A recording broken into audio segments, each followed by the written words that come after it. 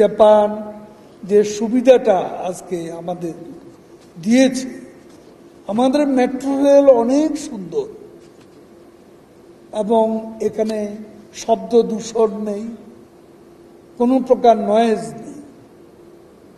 এই metro rail আজকে পিলারগুলো poster দিয়ে ভরে ফেলেছে, অপরিচ্ছন্ন, নোংরা এবং ব্যবহারে আমরা মোটেও মনোযোগী নই। মেট্রো রেল আমাদের সম্পদ।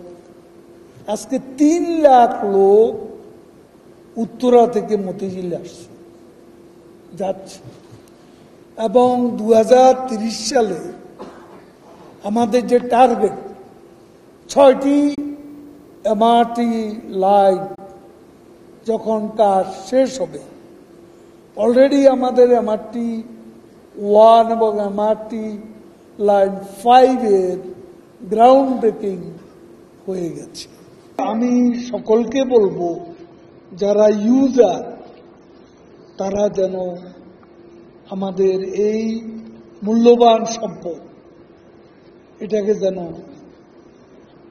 ভালোভাবে ব্যবহার করতে শেখেন এবং ইউজ করবেন ফ্রি স্টাইল। এটা হতে পারে ডিসিপ্লিনের মধ্যে করতে। হঠাৎ করে এখানে 15% ভ্যাটের ঘোষণা দিল, 15% ভ্যাট। ভারতে কি সেটা আছে?